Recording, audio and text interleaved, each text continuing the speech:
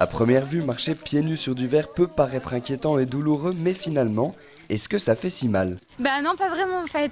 C'est super bien en fait, ça gêne pas du tout, c'est agréable.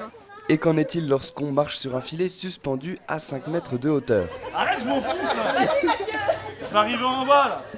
Ah oui, ça a été. Oh, t'étais pas trop rassuré quand même. Mais j'ai quand même tenu le petit jusqu'au bout, hein. Ça fait 10 ans que les visiteurs peuvent venir découvrir ces sensations à la ferme aventure du côté de la Chapelle-aux-Bois.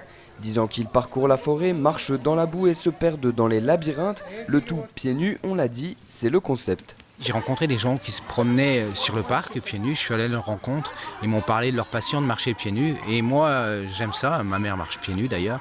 Et puis après une petite balade dans la forêt noire en Allemagne, on a découvert ces fameux Barfuß Park, tout à fait par hasard puisque c'est sur internet que je l'ai trouvé et on a créé le premier parc pieds nus en France. Ça a très bien évolué, notamment sur les 5 dernières années avec une fréquentation qui avoisine les 30 000 entrées sur l'été.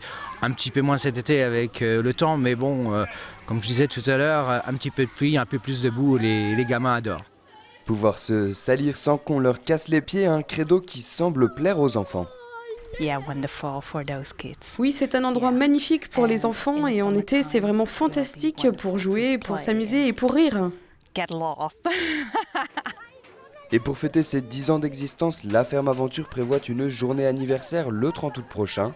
A noter qu'avec le succès de ce parc aux pieds nus, 2 autres sentiers de ce type ont vu le jour dans le massif vosgien.